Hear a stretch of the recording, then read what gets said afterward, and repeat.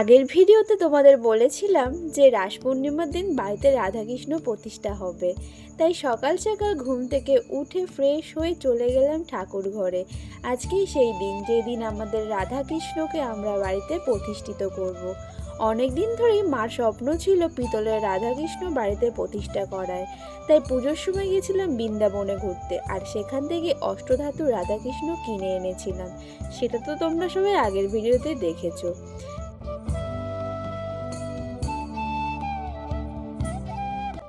রাধাকৃষ্ণকে নিয়ে গেলাম ঠাকুর ঘরে, কিন্তু আমি কিছুই করব না, যা করবে ঠাকুরমশাই এসেই করবে, তাই আমি একটা থালার ওপর দুজনকে বসিয়ে রাখলাম।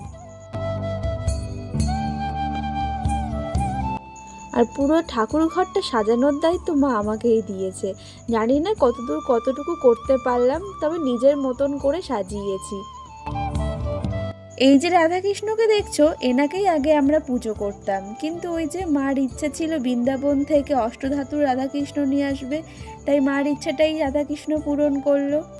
আমার জানো তো, কেনা ফুল থেকে গাছের ফুল তুলে সেই ফুল দিয়ে ঠাকুরকে সাজাতে খুব ভালো লাগে।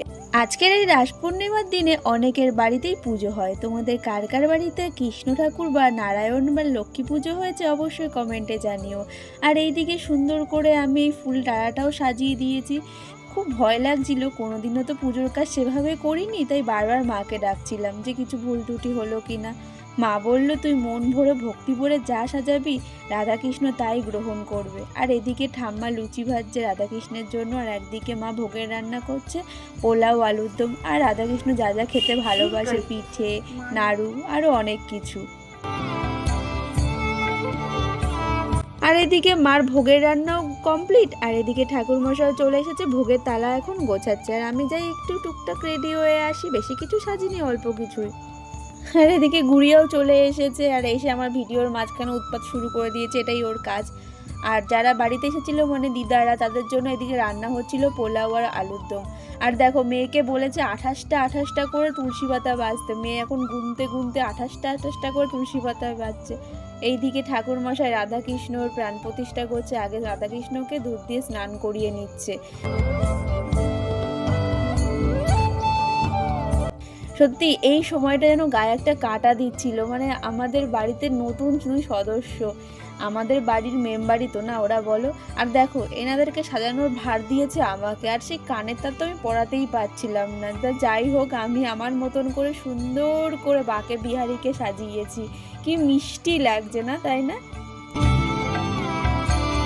স্যারের তো সাজ কমপ্লিট, এবার ম্যাডামের সাজটা তোমরা সবাই দেখে নিও, কেমন লাগছে ম্যাডামকে অবশ্যই কমেন্টে জানিও। আর এদিকে দেখো, ঠাকুরমশাই আরতি করাও শুরু করে দিয়েছে। আরতির পরে আমরা অঞ্জলি দেব। প্রচণ্ড খিদে পেয়ে গেছিলো, যতক্ষণ না ঠাকুরের কাজ করছিলাম তখন কিন্তু কোনো খিদে পাইনি। যেই কাজ কমপ্লিট, পুজোও কমপ্লিট, তখনও যেন খুব খিদে পেয়েছিল, তাই পুজোও শেষ হয়েছে, আর আমি আর বোন খেতে বসে পড়েছি। এখানে পোলাও আর আলুর দম রান্না হয়েছিল, তাই আমরাও খেতে বসে পড়লাম। তারপরে খাওয়া দাওয়ার পরে রেস্ট নিয়ে সবার বাড়িতে একটু প্রসাদ দিয়ে আসতে যাব। তো ভিডিওটা আজকের মতন এইটুকুই। ভিডিওটা কেমন লাগলো অবশ্যই কমেন্টে জানিও, আর তোমাদের কার কার আমাদের রাধাকৃষ্ণকে কেমন লেগেছে সেটাও কিন্তু কমেন্টে জানিও। দেখা হচ্ছে নেক্সট কোনো ব্লগে।